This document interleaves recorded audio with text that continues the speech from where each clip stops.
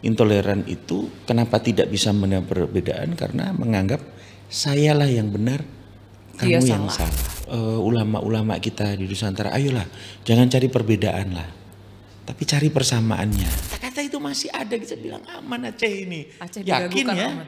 Iya yakin. Ini warisan iblis sebenarnya.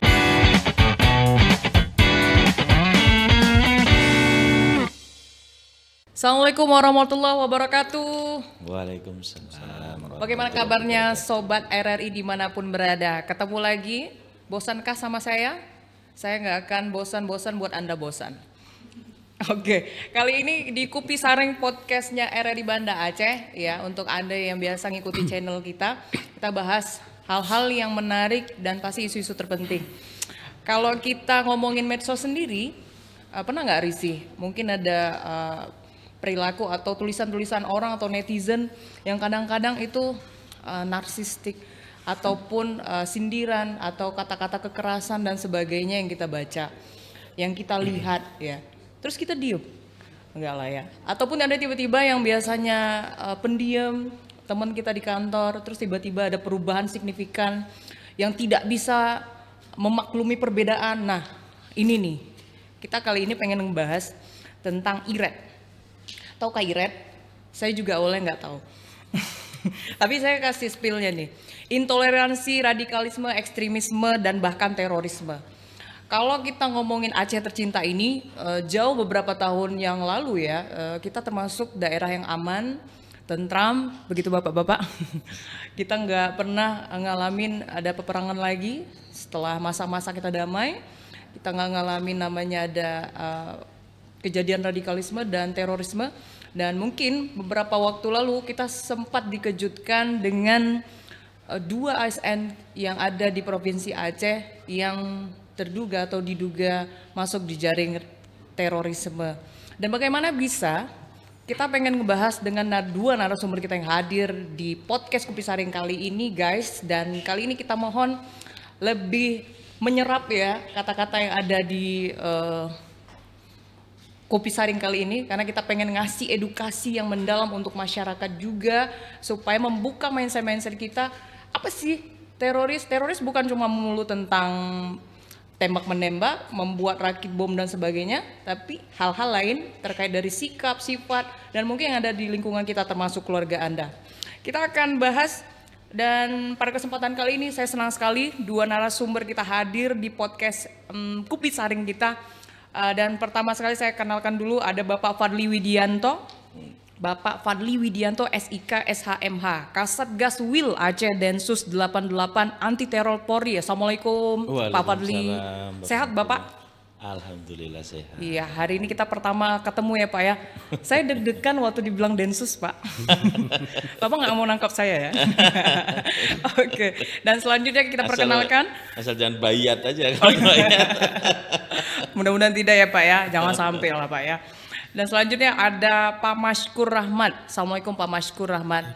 Dan hari ini kita kedatangan Pak Mashkur ini sebagai ex napi teroris. Ya, dan tapi nggak usah takut guys. Bapak sekarang udah menjalani kehidupan yang normal seperti yang lainnya begitu kan. Yeah. Tapi nanti kita pengen ngobrol yang lebih jauh lagi ya Pak Rahmat ya. Atau saya panggilnya Pak Mashkur. Yang mana Pak? Terserah yang mana aja boleh. Oke. Pak Mashkur aja boleh juga. Pak Mashkur.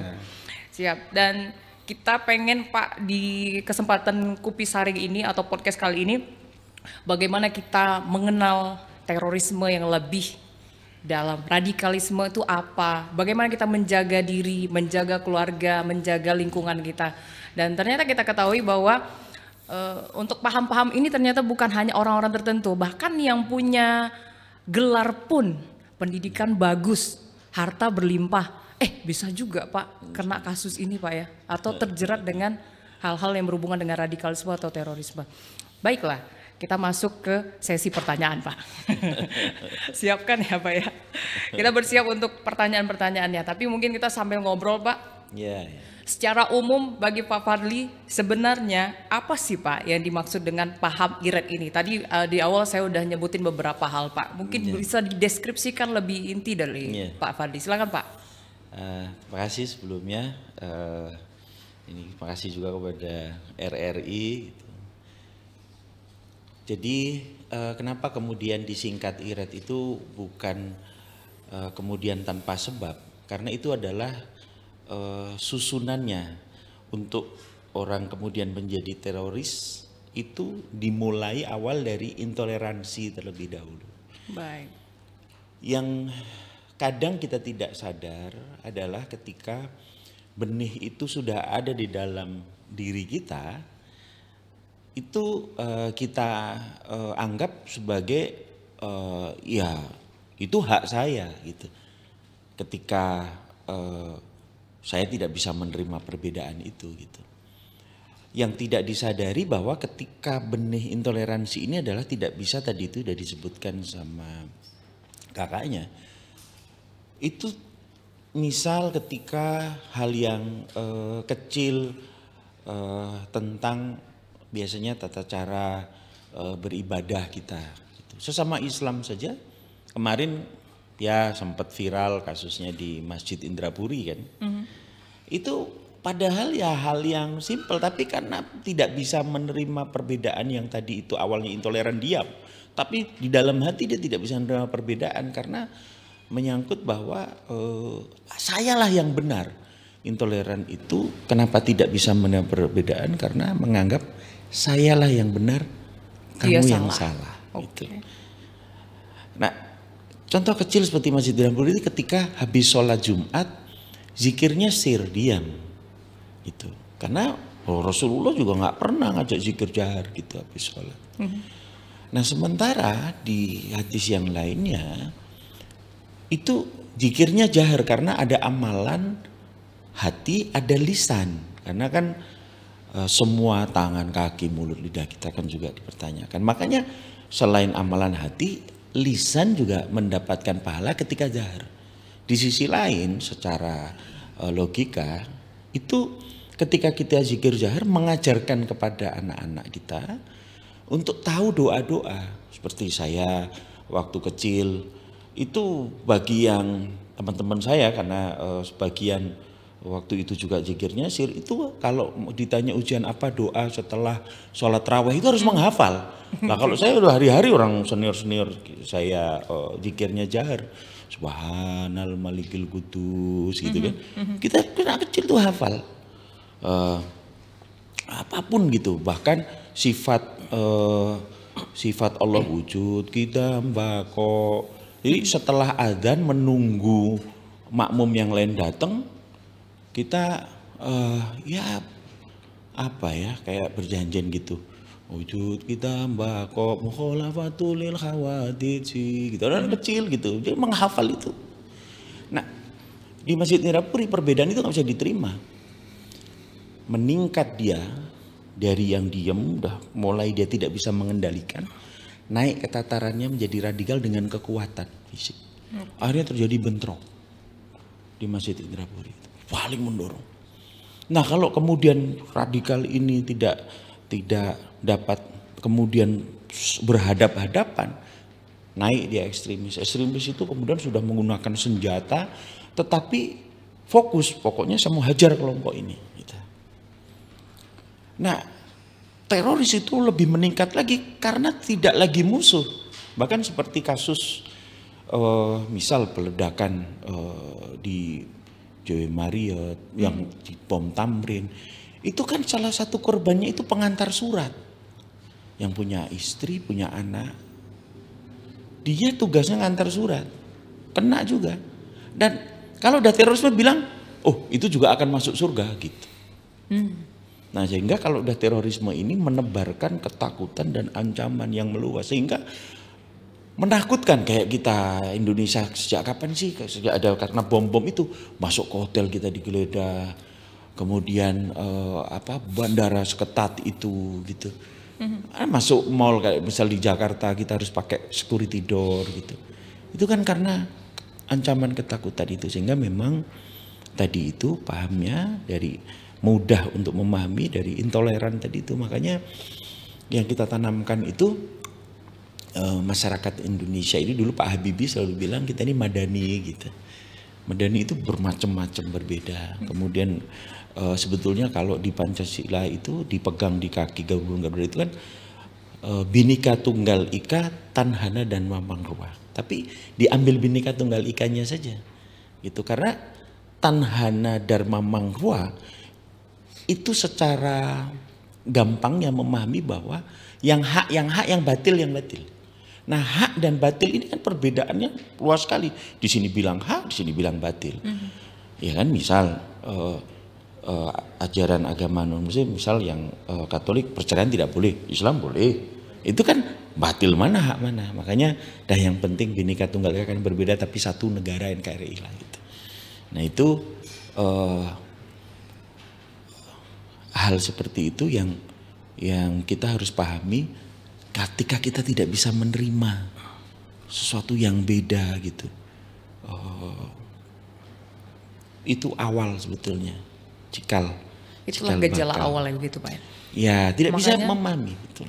Intoleransi ditaruh di awal ini. Betul. Karena kalau sudah kita nerima kan nggak usah jauh-jauh ya. Rasulullah itu kalau dibilang apakah beliau kemudian mengkafirkan, kemudian semua kafir itu adalah harbi gitu yang harus diperangi. Lah Rasulullah setiap jalan kan ada orang Yahudi buta yang kemudian disuapi sama beliau yang tiap hari itu. Waduh, pokoknya dihina, Rasulullah suapin saja. Ketika sudah tidak ada, Sayyidina Abu Bakar yang menggantikan menyuapi. Kata orang buta Yahudi ini, kamu bukan yang biasa nyuapi saya, siapa yang biasa nyuapi saya gitu. Orang ini sudah meninggal, namanya Muhammad, kaget lah gitu. Nah, sehingga akhlak itu yang kadang oleh ideolog, kita menyebutnya bukan ustadz. Karena kalau ustadz itu guru harus menyampaikan secara keseluruhan dan harus tahu tempat, kemudian audiennya. Contoh misal kecil, tahu tempat dan audien. Suatu ketika itu Abu Hurairah itu lari di tengah pasar, bilang, itu kalau qala la ilaha illallah dakhalal jannah. Siapa yang bilang la ilaha illallah, pokoknya masuk surga. Oh, dikejar sama Sayyidina Umar. Oh, ini belum saatnya, tidak tepat. Audiennya tidak tepat, tempatnya tidak tepat gitu. Nah, sehingga seorang ustadz itu sebetulnya amat sangat bijak melihat kondisi. Tapi kalau ideolog tidak. Ideolog itu saya mendoktrin agar orang ini ikut saya. Nah, benih intoleran inilah yang kemudian oleh ideolog dikuatkan. Dikuatkan untuk naik ke radikal. Radikal tadi bersenjata, kemudian terorisme. Melakukan terorisme yang menebar ketakutan dan ancaman. Gitu. Baik, ada yang menarik dari penjelasan Pak Fadli. Kaitannya erat sekali Bapak, kenapa tumbuhnya intoleran tadi dari pemahaman keyakinan seseorang. Ya. Berarti itu kaitannya kan iman atau agama, itu kan satu paket yang nggak bisa dipisahkan. Iya. Bagaimana Pak Fadli memberi penjelasan sedikit bahwa radikalisme, intoleransi itu kaitannya erat sekali ketika kita menganggap kepercayaan dan keyakinan kita itu adalah yang terbenar dan Anda salah. Bagaimana itu menyusup menjadi besar dan membuat seorang menjadi radikal dan selanjutnya itu Pak. Jadi dalam konteks tadi menyampaikan bahwa terkait terorisme itu bukan hanya Islam yang di stigma begitu, karena seperti di Jepang itu juga alirannya Ansukriyo itu. Kemudian ada di kemarin Selandia Baru gitu, yang lagi sholat Jumat gitu. Jadi semua agama Buddha, Hindu juga sama gitu. Karena memang berbicara tentang keimanan ini yang menjadi salah satu sebetulnya, salah satu penyebab di antara yang lainnya. Kalau kita menganggap bahwa contoh ya pembulian itu kan sebetulnya masalah saya merasa lebih gitu otoriter gitu, saya lebih jago deh gitu. Kamu di bawah saya gitu. Memandangnya antara atas dan bawah. Tapi kalau intoleran sudah lebih kepada bahwa keyakinan kamu tidak sama dengan keyakinan saya. Nah, itulah yang kemudian ulama-ulama kita di Nusantara, ayolah jangan cari perbedaan lah, tapi cari persamaannya. Itu maka semua dikembalikan lagi, coba lihat doktrin, kok bukan doktrin, ajaran lah. Ajaran di agama Anda masing-masing. Lebih banyak ablum minawahnya apa ablum minanasnya? Pasti banyak ablum minanasnya. Lebih banyak kesananya hubungannya. Beratnya kalau di Islam itu ya wa ana tawwabur rahim itu. Urusan kamu dengan saya itu Allah itu Maha Pengampun. Tapi urusan dengan manusia itu kamu selesaikan dulu gitu. Makanya kemudian para ulama-ulama semua agama di Kementerian Agama berkumpul, ayo kita cari, ternyata kan menggiring untuk ayolah persamaan ini gitu. Yang kita kedepankan masalah akidah masing-masing lah gitu. Yang penting kalian bisa beribadah tanpa saling mengganggu. Benar. Urusan nanti ibadahnya ini benar atau salah, diterima atau salah atau tidak diterima kan urusannya Tuhan Yang Maha Esa, Allah Subhanahu wa taala. Kata kalau Gus Baha itu ngajinya itu harus wa yaghfiru liman yasha wa yu'adzibu may yasha wallahu ala kulli syai'in qadir. Allah itu menghendaki dan mana yang tidak dikehendaki itu hak prerogatifnya Allah. Gitu. Nah, kalau sudah sampai di situ udah deh. Nah, kalau di situ apa persamaannya? Apa seperti kalau negara sekarang, tantangan negara ini apa? Kalau masalah yang dihadapi negara sekarang kayak makan siang gratis, ayolah bareng-bareng, program pemerintah didukung.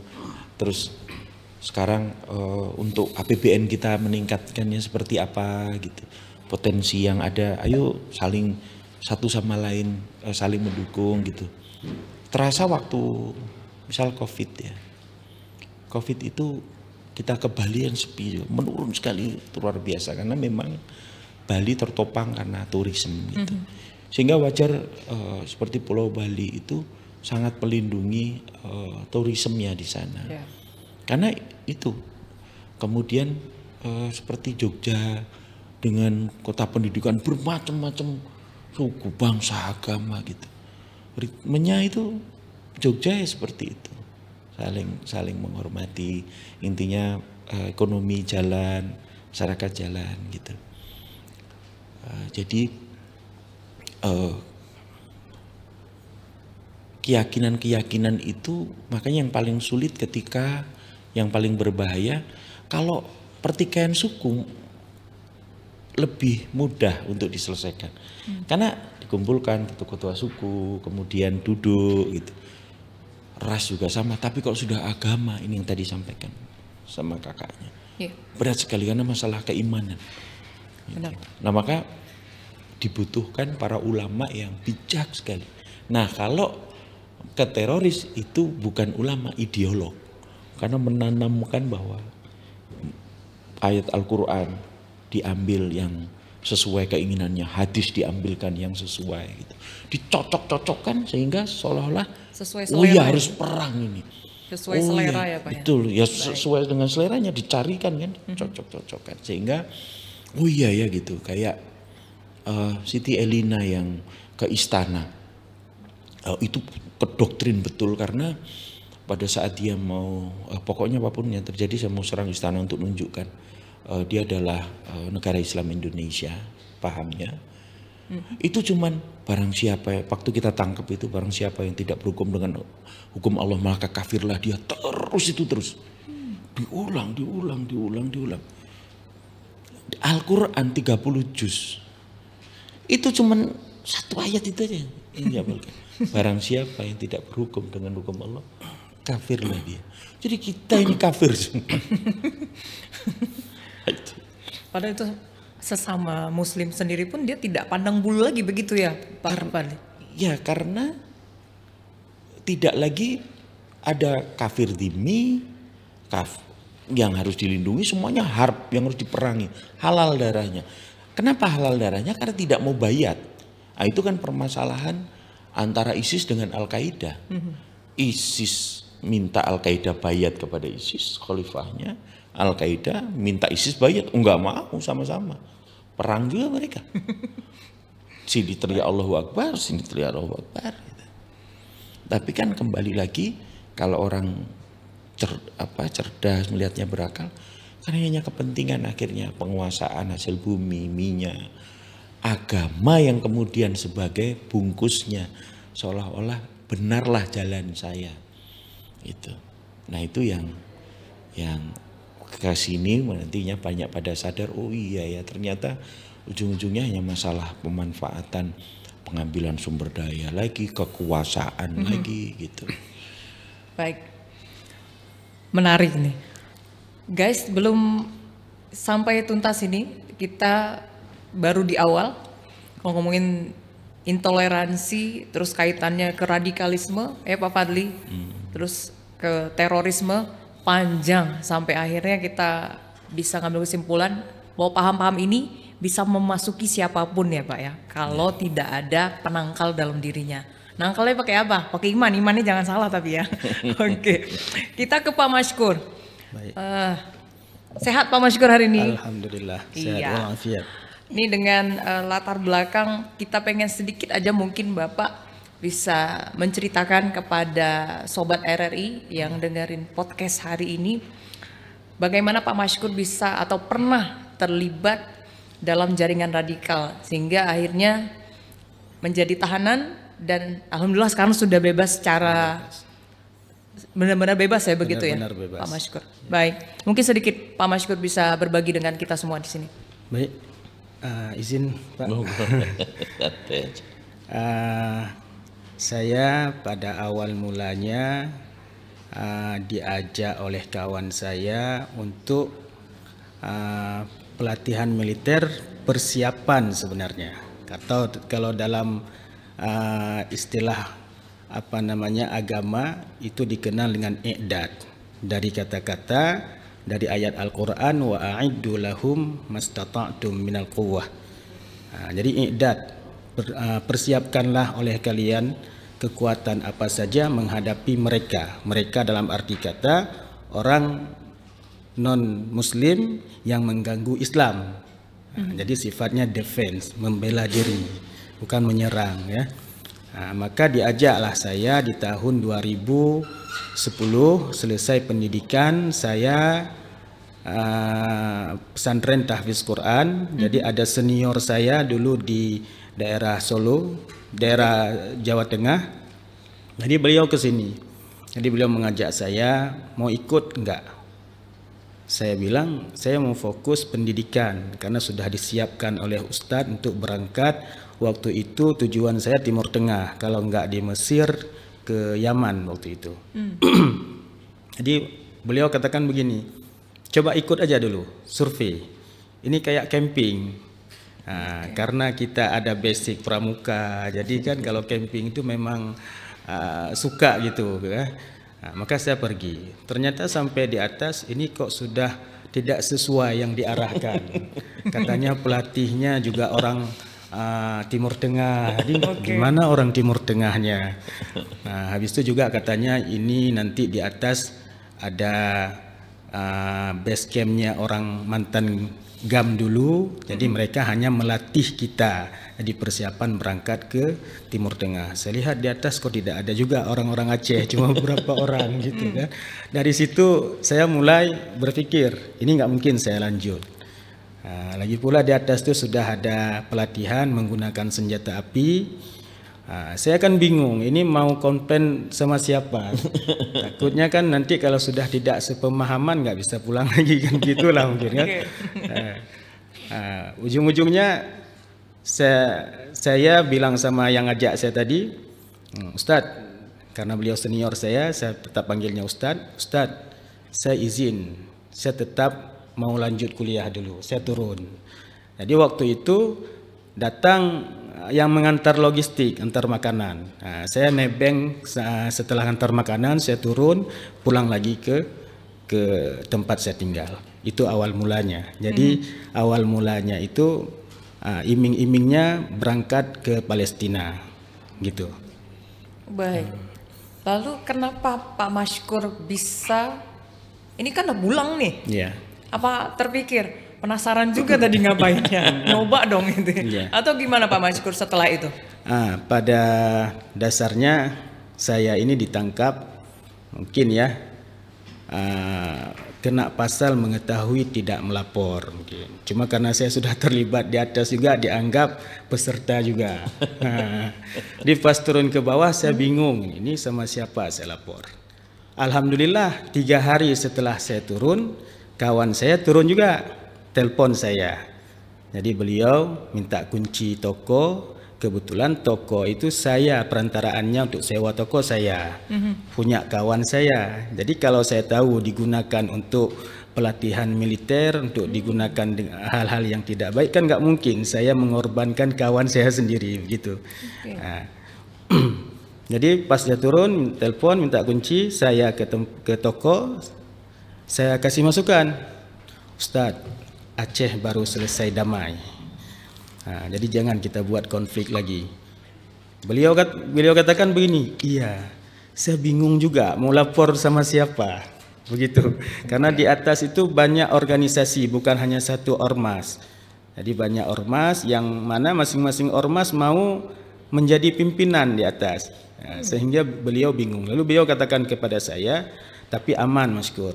Nah, itu para yang melatih di atas, yang ikut latihan semuanya akan bubar kembali ke daerah masing-masing. Ternyata wajar kalau mereka informasinya bocor ke pihak keamanan, itu wajar sekali saya lihat. Karena dikira sama orang non Aceh ini itu sudah hutan habis itu. Padahal kalau di daerah Jalin itu masih banyak masyarakat yang berkeliaran di situ, cari ikan, cari burung lah, cari apalah gitu ya.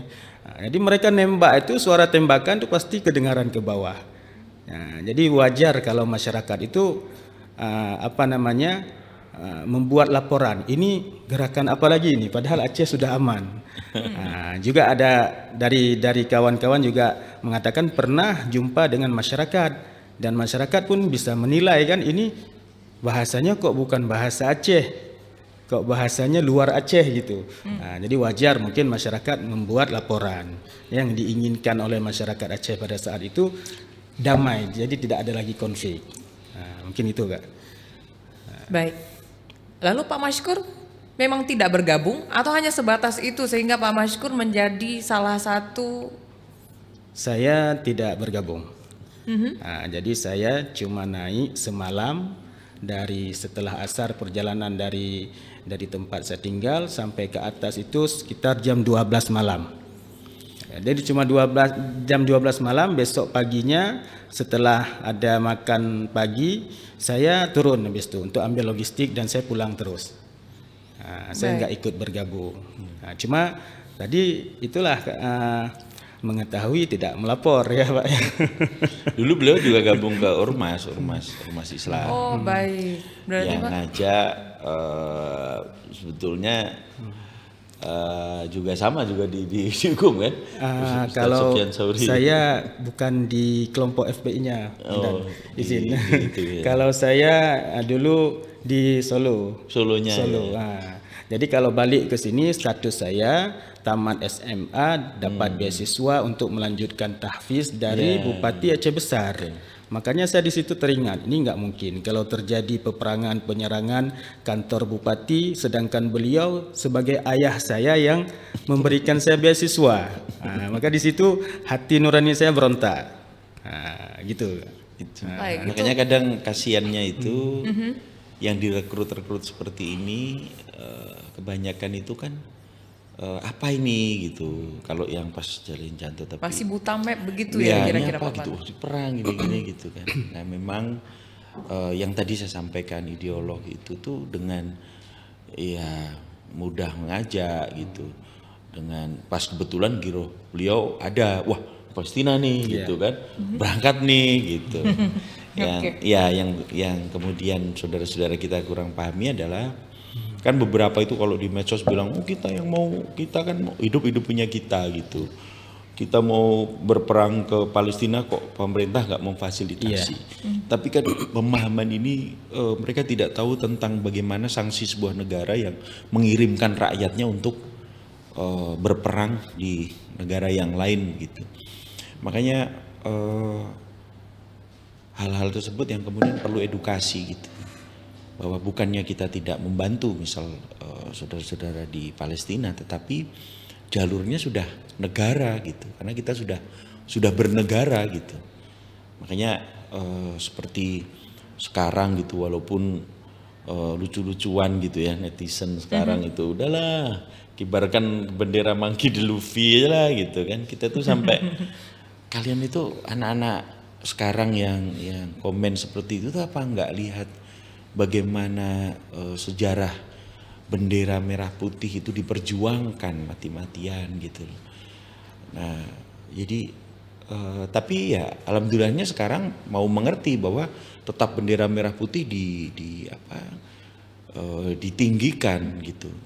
Nah, sebagian kalau yang kelompok lain yang Ansor Daulah itu lebih keras lagi, ada 10 pembatal keislaman. Aman Abdurrahman yang di Nusa Kambangan itu hormat bendera saja batal keislamannya, syirik gitu. Karena itu adalah benda mati, nggak boleh dihormati. Sementara saya pribadi tidak pernah menghormati kain gitu, tapi setiap merah putih itu naik, yang kita ingatkan bagaimana perjuangan kakek nenek kita, moyang kita gitu, yang memperjuangkan habis-habisan, tinggal kita menikmati gitu. Ya seperti Palestina, benderanya berkibar di negara manapun, tapi tidak bisa berkibar di negaranya sendiri. Gitu. Kita kan sudah merdeka, sudah tinggal membangun, menikmati gitu.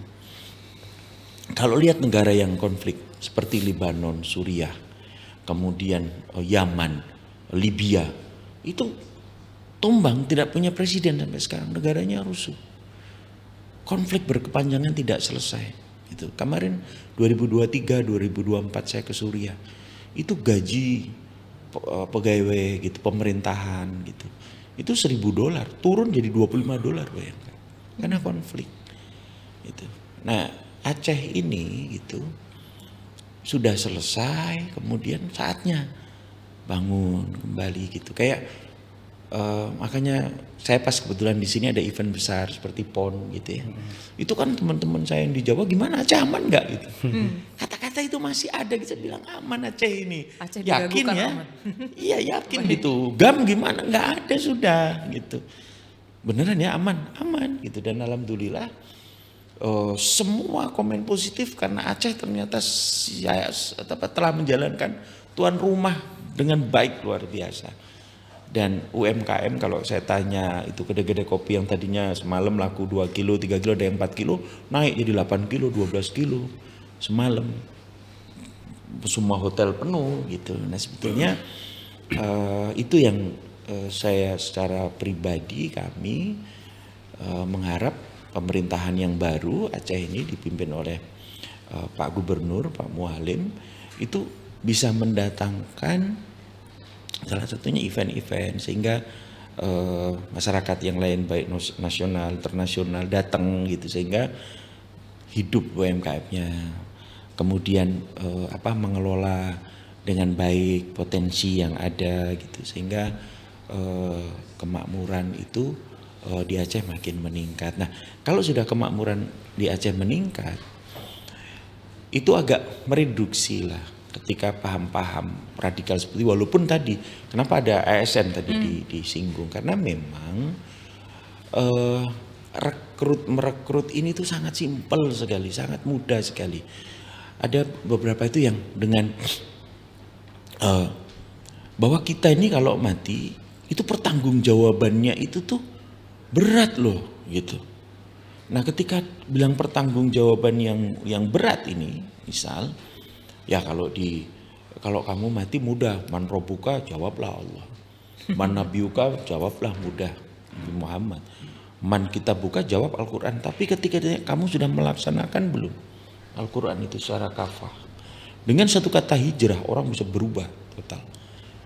Nah, itu yang kemudian dimanfaatkan. Ini loh negara kita ini, negara yang togut kafir begitu. Nah, masuklah di situ. Nah, bagi yang kemudian terus saya gimana gitu. Nah, kamu kalau mau kemudian kan ada jihadnya itu ada jihad filah secara keyakinan, penguatan iman, ada jihad fisabilillah, qital. Fisabilillah bil qital, dengan membunuh gitu, berperang, angkat senjata. Nah, bagi yang ASN segala macam, wah kami sulit dong gitu. Kalau yang masih tetap di ASN. Nah, disampaikanlah hadis.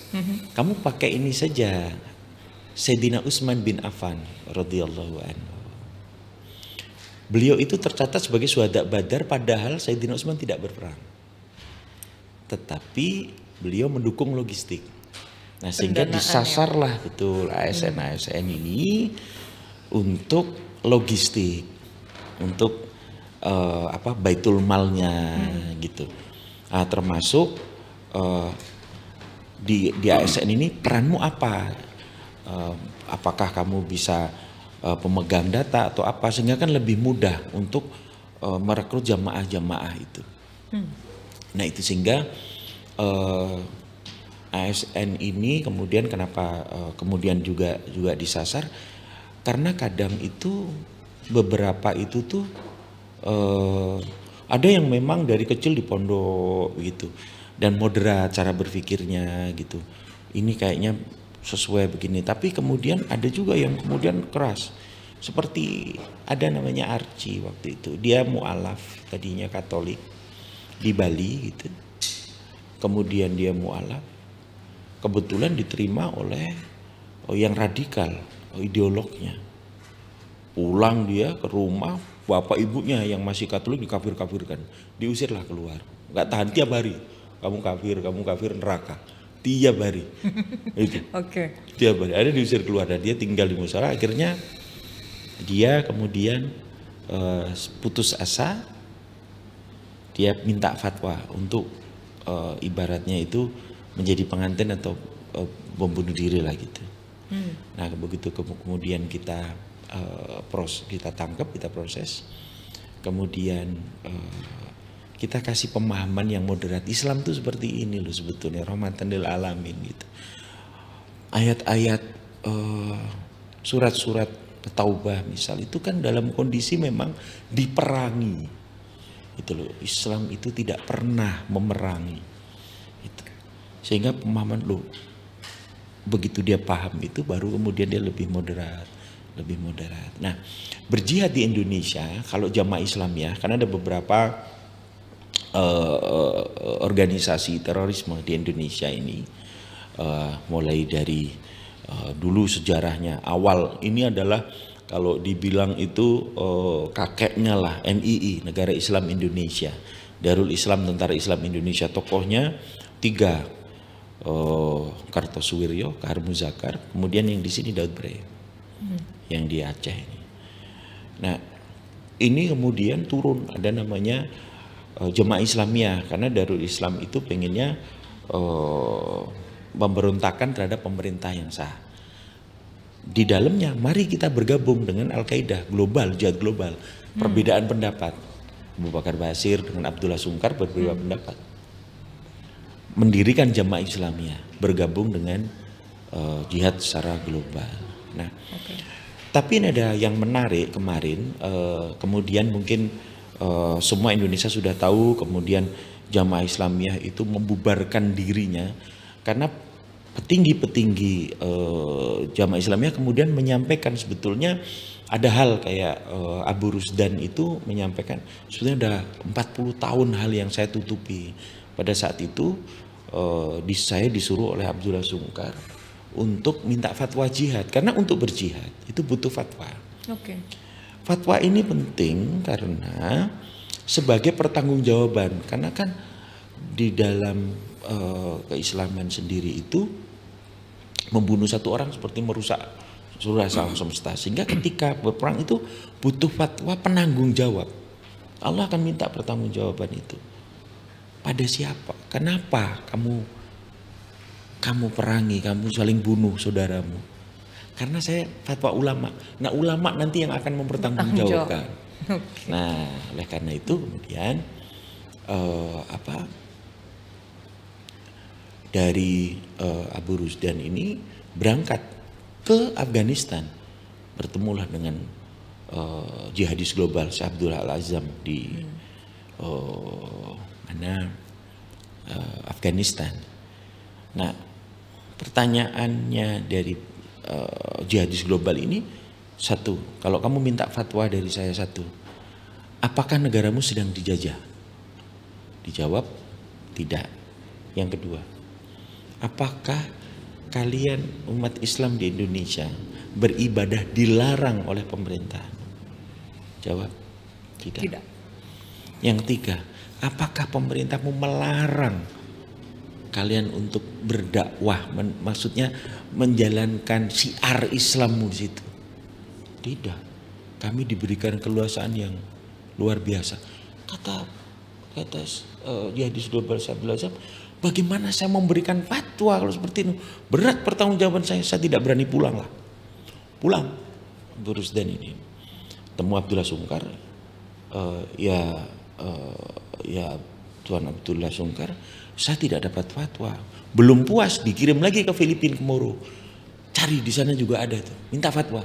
Persis sama pertanyaannya, dijawab juga tidak berani. Begitu pulang, gimana? Apakah kita sampaikan ke jamaah? Oh jangan, karena jamaah lagi girohnya tinggi. Nah inilah hal seperti ini yang kemudian kadang tidak sampai kepada para jamaah, sehingga terjadilah bom Bali 1, 2, bom Marriott, kedutaan. Itu.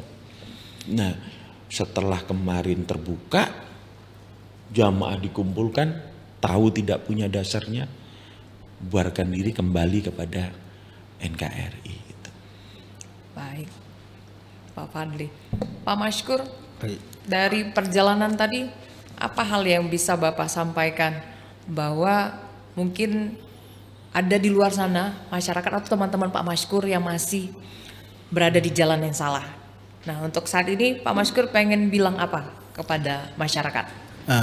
Baik, untuk semua lapisan masyarakat, mari kita dalami lagi ilmu agama, khususnya agama Islam, karena mayoritas kita di Aceh ini Muslim.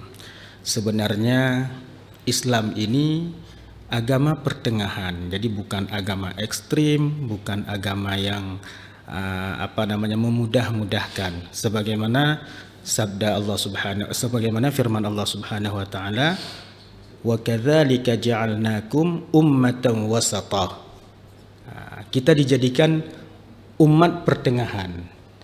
Jadi di dalam pesan Al-Quran juga Allah memesan kepada kita, wala taghlu, jangan berlebih-lebihan, jangan lebay lah, istilah familiar sekarang ya. Ghulu. Kalau dalam istilah syariat ghulu, berlebih-lebihan. Okay. Contoh ghulu itu dulu Yahudi ketika ini, maaf nih bicara masalah fikih sedikit, maaf Pak. Yahudi kalau istrinya sedang haid, sedang berhalangan, itu tidak boleh tinggal satu rumah. Tidak boleh tinggal satu rumah. Maka datang Islam mengambil jalan tengah. Boleh tinggal serumah, cuma jangan berhubungan suami istri. Jadi Islam datang dalam keadaan pertengahan. Begitu juga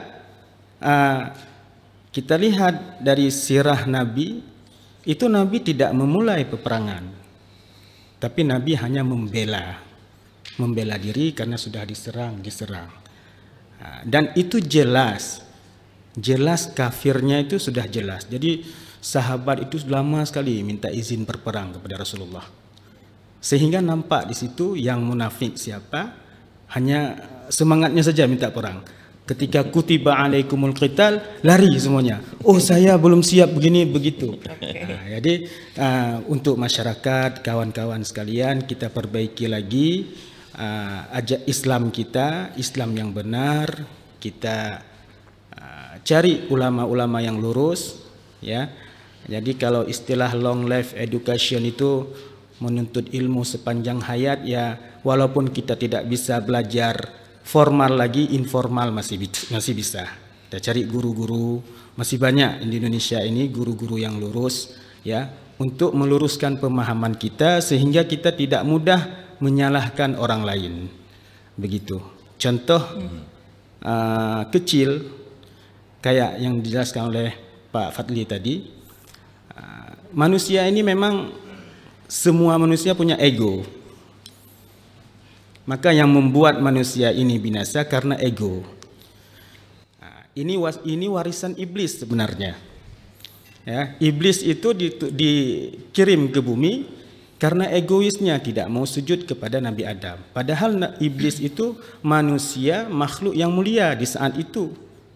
Pemimpinnya malaikat. Tetapi karena egoisnya tidak tunduk perintah Allah, tidak mau sujud kepada Nabi Adam, menjadi manusia yang sangat hina dan diturunkan dari surga ke bumi. Jadi mari sama-sama kita dalami lagi Islam kita yang bagaimana. Was'alu ahla dzikri in kuntum la ta'lamun. Kita tetap bertanya kepada ulama. Jadi tidak bisa menafsirkan ayat dengan kapasitas kita ya, atau menafsirkan hadis dengan kapasitas kita. Waqatilu fi sabilillahi alladhina yuqatilunakum, dan bunuhlah di jalan Allah orang-orang yang memerangimu. Lalu kita langsung dengan semangat berperang, al-jihad, Allahu Akbar. Jadi tidak begitu. Baik. Begitu, Ini pesan. jelas sekali ya, maksudnya pesannya bahwa berguru itu atau belajar itu penting, tapi Penting. belajar di tempat yang benar itu lebih penting. Lebih penting. Baik, terima kasih Pak Mashkur. Pak Fadli, supaya masyarakat nggak mudah terprovokasi Pak, nggak mudah juga sentimental intoleransi pada orang yang beda pemahaman, atau mungkin kayak Bapak bilang tadi, memahami agama jangan separuh-separuh ya Pak ya. Ya, belajar Al-Quran ada 30 juz, jangan sepenggal ayat yang dipahami aja. Mungkin untuk masyarakat Aceh khususnya Pak Fadli, supaya ke depan tidak ada lagi kasus-kasus seperti ini atau jaringan-jaringan terorisme yang ada di Aceh ini tidak ada lagi Pak Fadli. Ya. Sedikit saya juga sampaikan ya, jadi media sosial pengaruhnya sangat besar sekarang. Misal TikTok itu ada echo chamber namanya. Echo chamber ini kalau kita sudah masuk ke dalam room chamber ini, itu kita sudah sulit untuk lepas. Misal hal yang kecil, kita mencari kipas angin gitu. 10 detik kita lihat, selebihnya kita akan dikasih produk-produk kipas angin. Benar. Nah sama halnya dengan belajar ilmu agama. Kalau kita kemudian mengambil ustadz-ustadz yang kemudian udahlah tinggalkan ulama, kembali kepada Al-Quran dan hadis, tok begitu, tanpa mentakwil hadis itu. Apa sih maknanya gitu? Karena kalau para sahabat itu paham, kalau tidak paham bertanya, tapi selebihnya oh ini masalah keimanan, ini sudah jangan dipertanyakan, oh ini harus tanya nih gitu.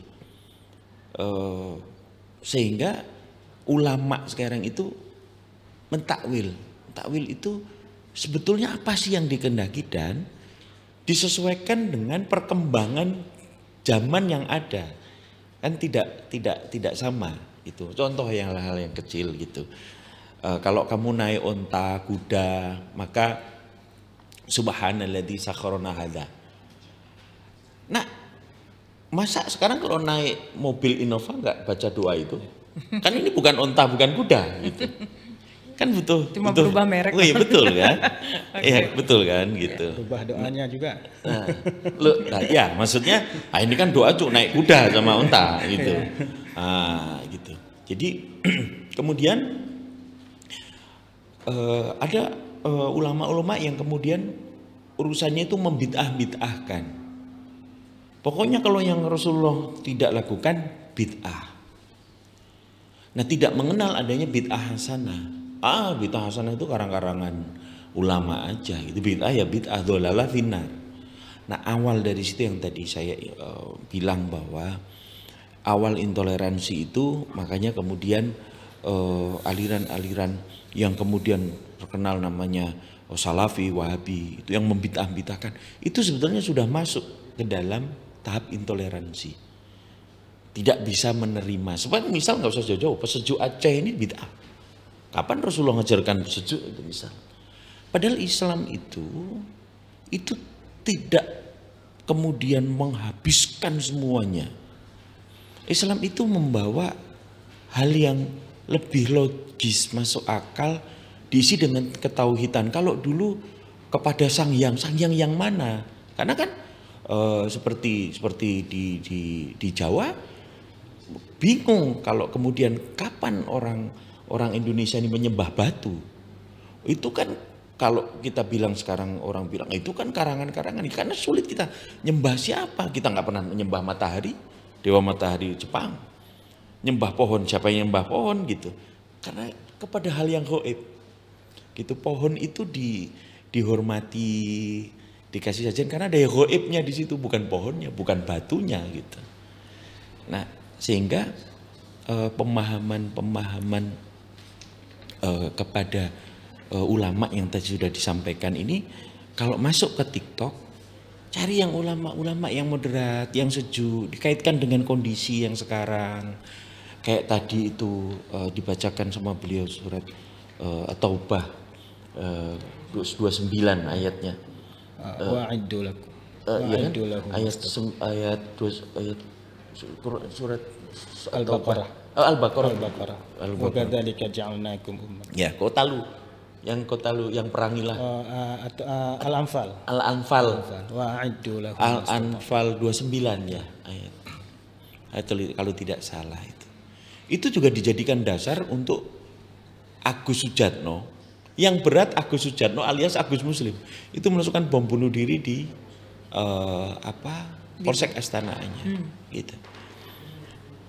Nah, sehingga kepada masyarakat Aceh, ulama-ulama Aceh ini banyak yang moderat gitu. Maka kalau kemudian TikTok juga sama, cari yang moderat, kemudian belajar pelan, kemudian diambil maslahatnya. Karena misal contoh yang dijadikan patokan selalu oleh yang kelompok radikal keras teroris ini adalah Ibnu Taimiyah.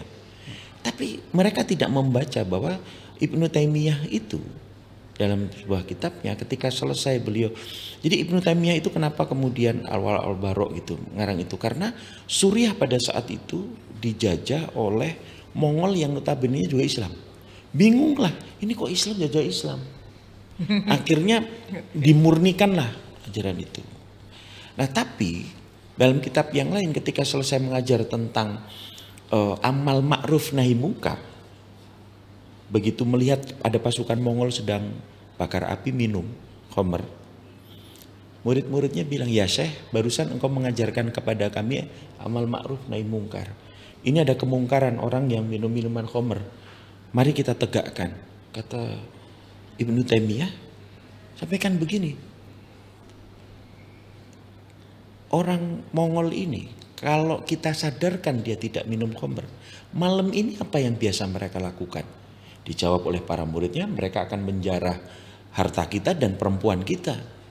Iya, kalau mereka sekarang kita sadarkan, kemudian mereka malah merampok harta kita dan mengambil wanita-wanita kita, istri dan anak, kemudian maksudnya digauli begitu. Kalau dengan mereka mabuk sampai pagi, harta dan istri kita aman, biarkan. Jadi amal ma'ruf nahi mungkar itu melihat juga maslahat dan mudorotnya. Tidak semuanya. Contoh misal di Bali kemudian, wah ini bicara tentang syariat, ribut, pasti lepas semuanya. Waktu rame misal, wah ini kok Indonesia misal Islamnya Islam radikal semua, kan Papua pasti akan Manado menolak, NTT, Bali semua, karena kita berbeda-beda. Itu sehingga memang penting kemudian tadi wasatan itu umat pertengah-tengah bisa ngayomi semua gitu. Adem ya Pak ya. Adem. Kemudian bisa membangun, berkembang Islam yang kemudian besar, bisa membawa kemaslahatan semuanya. Makanya sebetulnya beberapa negara yang kemudian susah bersatu, tidak usah jauh-jauh Lebanon. Lebanon itu agamanya cuma dua, Islam Kristen mayoritas, cuma dua aja. Kristennya itu Maronit, Islamnya cuma dua, Syiah sama Sunni. Ini nggak ketemu nih untuk milih presiden, perdana menteri dan legislatif, nggak ketemu. Nah, Indonesia menjadi cerminan bangsa yang lain, kok bisa ya gitu. Suku-suku, berbangsa-bangsa, beda bahasa, itu menjadi satu kesatuan. Nah itu tadi yang siapa yang menjaga, yang mayoritas. Nah yang mayoritas yang tadi saya harapkan silent majority itu sebetulnya mayoritas tapi banyak diam, seolah-olah yang kecil menjadi benar.